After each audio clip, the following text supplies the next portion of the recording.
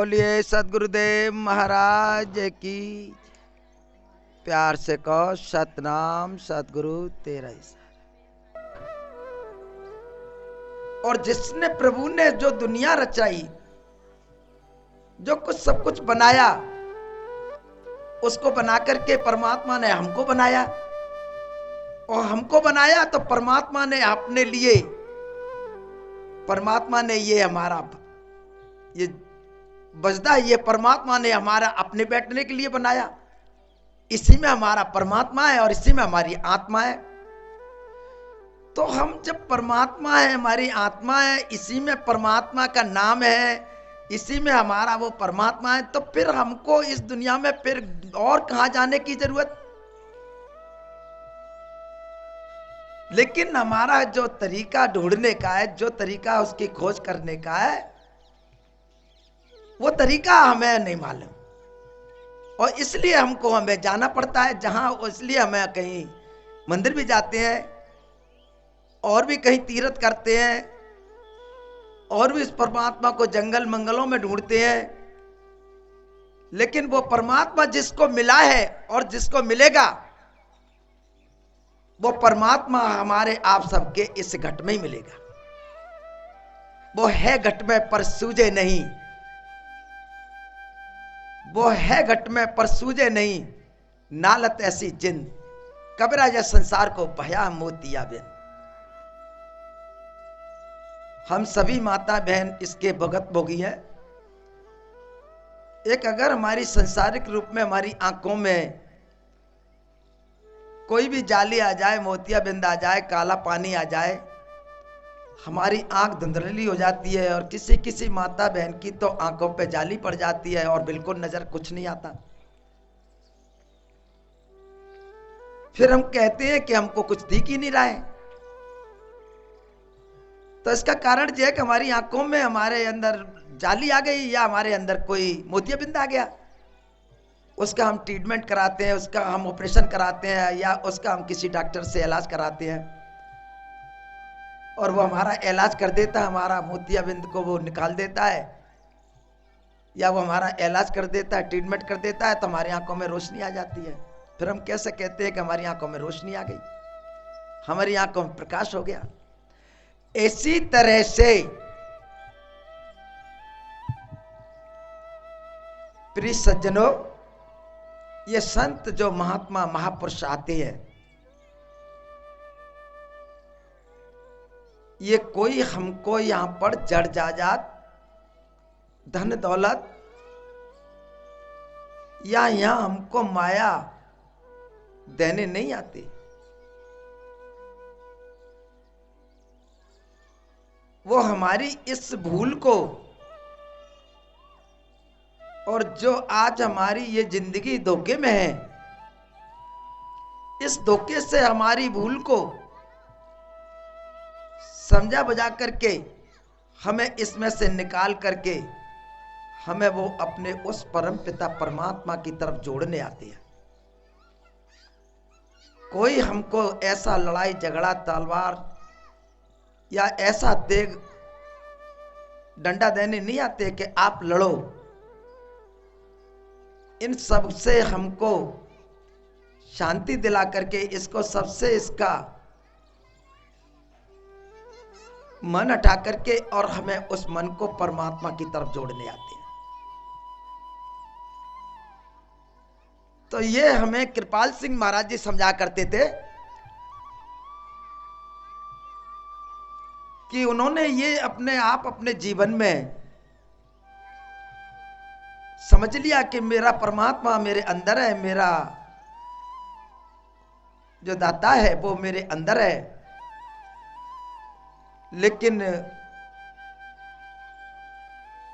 बिना सद्गुरु के उसको मैं पा नहीं सकता।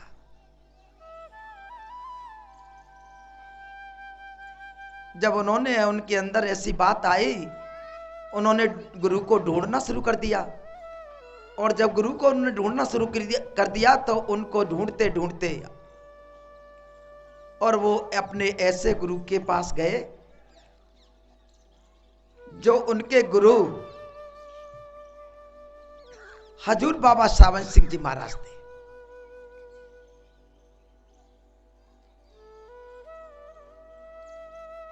उन्होंने उनके ऊपर बड़ी कृपा करी और उन्होंने जब अपनी ऐसी कृपा करी तो अंतिम सांस पे भी उन्होंने यही कहा कि कृपाल,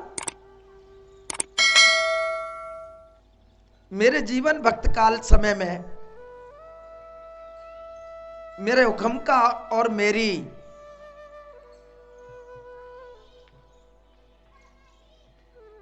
दिया हुआ रास्ता तुमने बड़े प्रेम से निभाया है और बड़े प्रेम से तुमने उसको समझाए।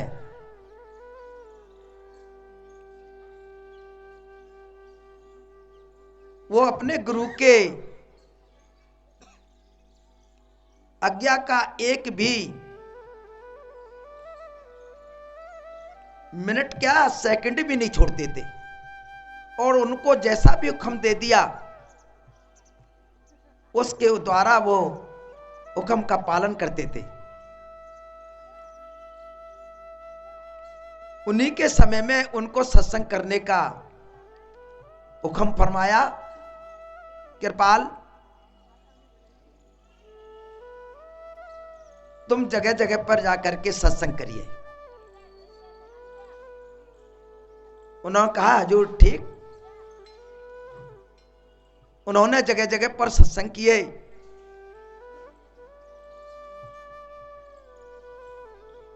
जब उन्होंने जगह जगह पर सत्संग किए, एक दिन उनका बच्चा दर्शन सिंह जी महाराज बहुत छोटी अवस्था में 5 साल की अवस्था में बीमार हो गई। बीमार इतने हो गए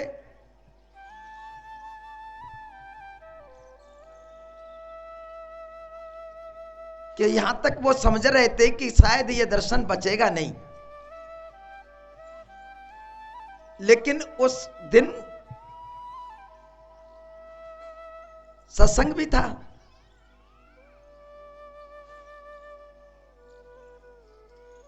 उन्होंने सोचा कि अगर ये बचे ना बचे,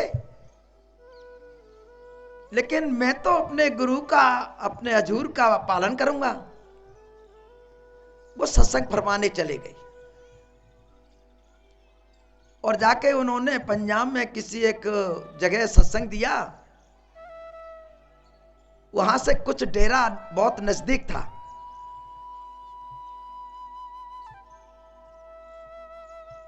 और जो सोच समझ करके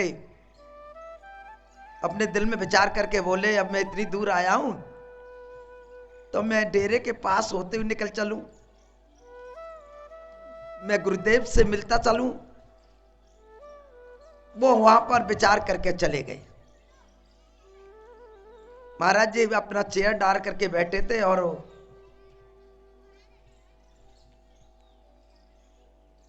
उनको प्रणाम किया, चरण स्पर्श किए। जब चरण स्पर्श करके प्रणाम करके वो बैठे, महाराज जी फरमाने लगे कि कृपाल मुंडे तुसी चंगा। उन्होंने कहा कि गुरुदेव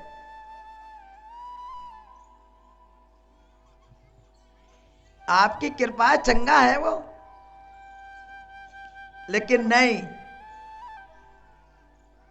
महाराज जी कहने लगे कि नहीं कृपाल, चंगा तो नहीं है, लेकिन तुम घर जाओगे ना तो वो तुम्हें चंगा ही मिलेगा। सज्जनों,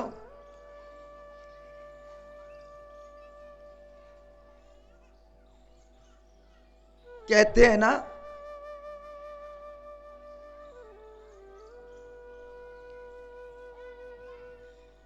कि अगर मोर बचन पर जाए फीका, पर संत बचन पत्थर की लीखा। जब उन्होंने ऐसा कहा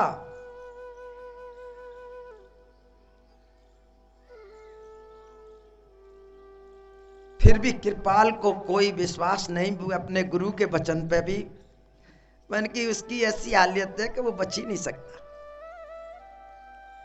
जब लौट करके वहां से आए तो देखा कि कृपाल जो है बच्चों में खेल रहा है। उसको खेलते देखा तो बोले कि ये तो महाराज जी की बड़ी कृपा हो गई, उन्होंने जो कहा वो बिल्कुल ठीक है। तो उनके वचन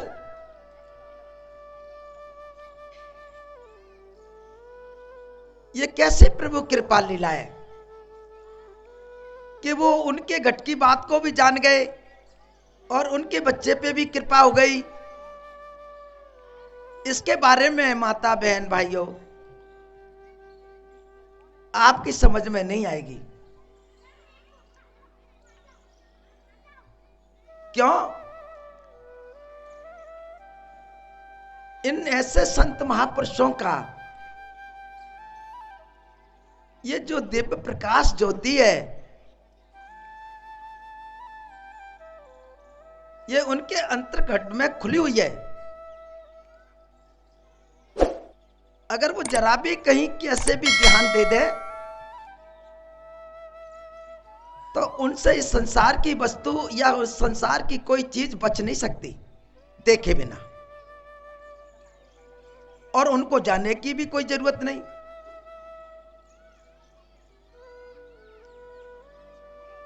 जाने की भी जरूरत नहीं। श्री नकमण गढ़ ज्योति, महापुरुषों की तो बहुत बड़ी तारीफ है। श्री नक गण मण ज्योति और सुमरत दिव्य दृष्टि ये होती। उसका सुमरण करने से, गुरु महाराज का नाम लेने से हमारे अंतकरण की आंख खुल जाती है,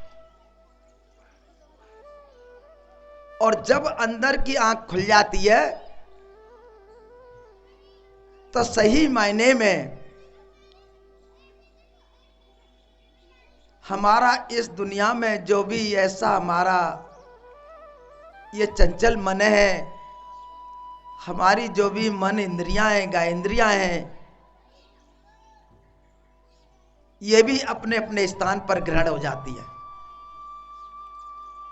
जो इस तरह से हमारे अंदर जो इनकी जो तेजी है दौड़ रही है, ये भी एक हमारे अंदर शांत हो जाती हैं। प्रभु के नाम में, परमात्मा के उस भजन में इतनी बड़ी एक हमारा एक पावर होती है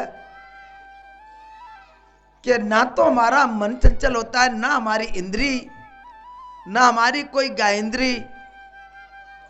हमारे अंदर जब ऐसी स्थिति हो जाती है, हम सही मायने में अपने आप अपने में ही हम उस परमात्मा का जो भी कुछ है, उसके दिव्य प्रकाश का, उसके अगर घर का, उसके जो पर रहता है उस स्थान का, हम इस लोक के, हम उस परलोक के भी जानने वाले बन जाते हैं। इसको तो देख ही रहे हैं, लेकिन जो हमारा परलोक है हम उसको गुरु के ही द्वारा, गुरु कृपा से ही हम उस परलोक को देख पाते हैं। और अगर हम उस परलोक को जब तक नहीं देख पाते हैं या हम उसको जान नहीं पाते हैं, हम इस संसार में अपने किसी भी एक अच्छे गुणों के अनुसार, सद्गुणों के अनुसार, चाहे हम अपने कितने भी अच्छे भाव विचार के अनुसार हम कितनी भी अगर अच्छी पूजा कर लें, लेकिन हमारा फिर भी इस दुनिया में जन्म होगा। अगर अच्छे गुणों का हमको अच्छा फल मिलेगा, और अगर हमारा बुरे कर्मों का हमें बुरा फल मिलता है। कर्म के अनुसार जो भी हमारी जो गति होती है, जो भी हमको हमें कर्म के अनुसार जो जीवन मिलता है, वो इस कर्म का ही प्रधान है, इस कर्म की महिमा है। हम अगर सही मायने में अपने अगर जीवन समय में हम अपने अगर सही तरीके के अगर सत्कर्मों को भी साध लें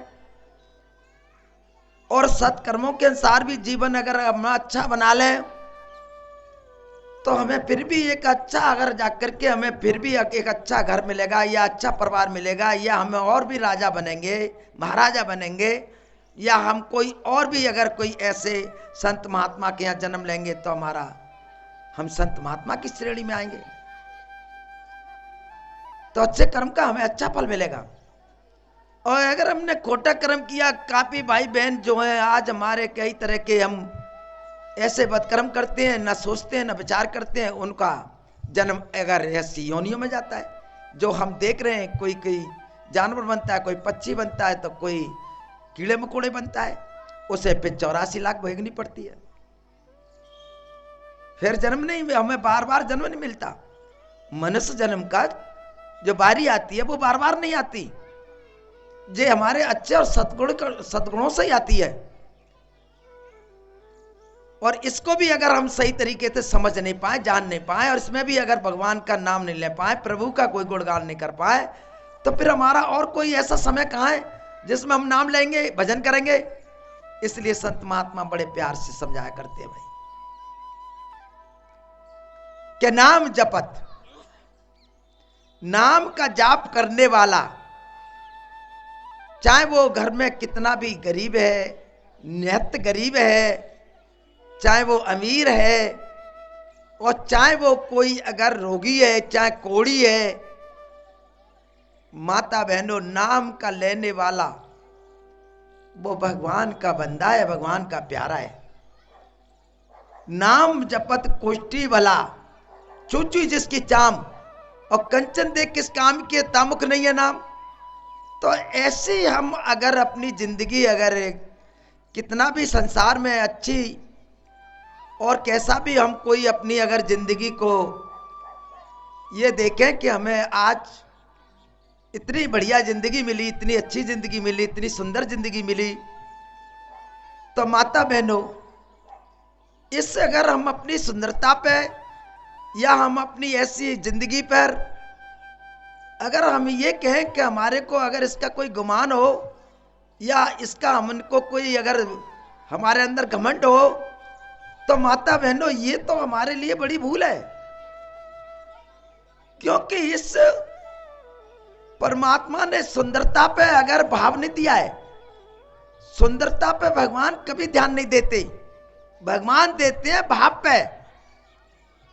तो भगवान की जो ऐसी भक्ति पूजा जो करते हैं और भगवान का नाम लेते हैं, चाहे उसके कोढ़ चुचा रहा है और चाहे वो किसी भी तरह के निर्धन है, फिर भी भगवान का प्यारा है, फिर भी भगवान उसके पास है। और जो भगवान का नाम ही नहीं ले रहा है, भगवान का नाम स्मरण ही नहीं कर रहा है, भगवान का नाम ही लेता है, सुबह का जाता है, शाम को आता है, शाम को खाता है, सो जाता है, फिर सुबह होता है, तुम देता है, भगवान का नाम लेने की फुर्सत नहीं।